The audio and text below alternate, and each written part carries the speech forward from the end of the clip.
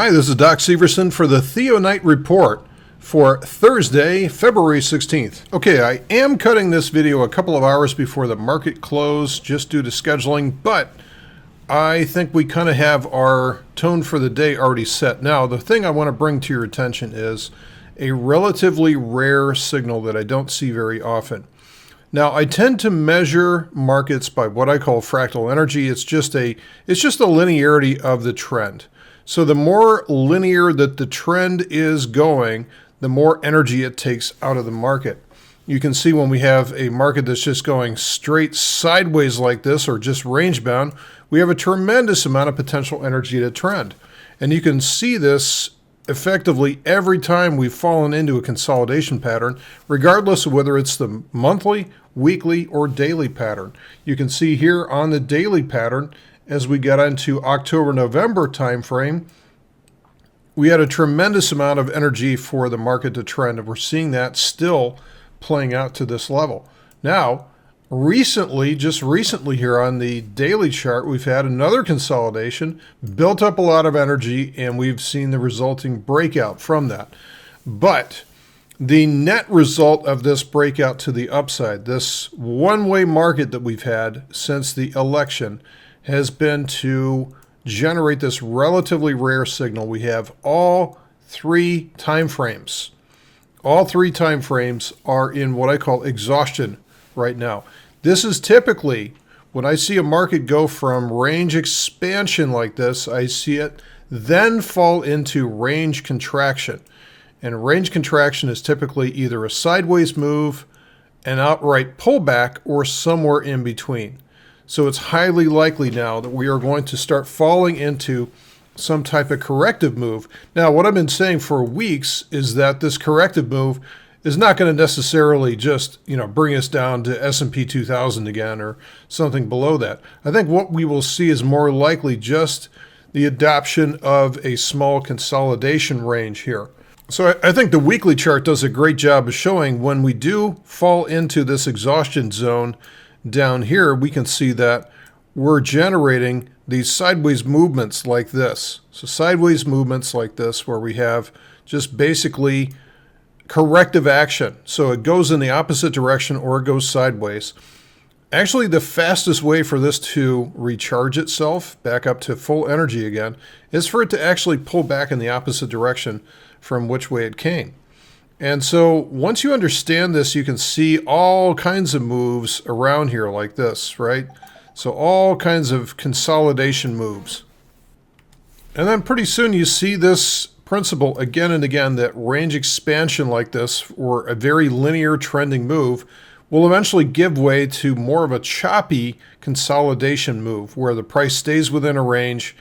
And trust me, when we get up here to these levels and we finally start seeing some red candles, people will lose their minds. They have not seen red candles really in any form going back to the Brexit, really. So we really have not seen any selling of any type since late June of last year. Now, before that, we certainly had a lot of selling between 2015, 2016, a lot of big range days, but these have dried up and the volatility has just come out. And so we are going to get some mean reversion here.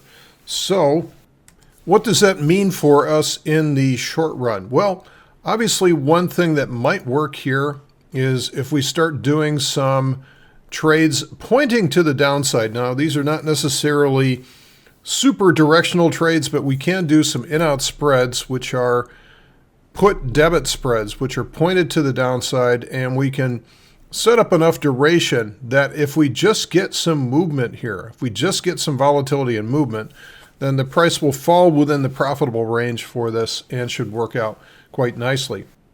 As an aside, if there was ever a time to buy long puts just outright, this may be the time to do it. As if I look over here at the Bollinger Bands of the VIX, I mean, we're at a level that we just don't see very often. So we're very, very close to single digits again. So if there is a time to play long options, right now might be the time to do so. Now, the other thing we can do as I'm moving over here to the Nasdaq Composite is look for range-bound trades. So if we're expecting range-bound trades, then this may be the time where we can set up what I call the low probability iron condor.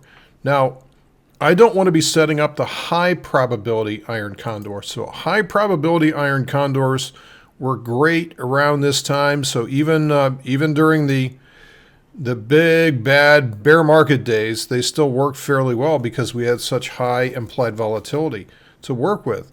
And really, they worked pretty darn well all the way up until about the end of 2012. And then 2013 came along, and they just ran through all the call spreads that were out there. So using, in this QE world right now that we're still dealing with, using out of the money high probability credit spreads really is an invitation for disaster right now with the amount of volatility that we have potential. So what I do is I like to bring in the wings to make sure that I'm setting up no more than a 1-to-1 reward to risk scenario. And the whole idea here is to reduce your time risk in a trade like that.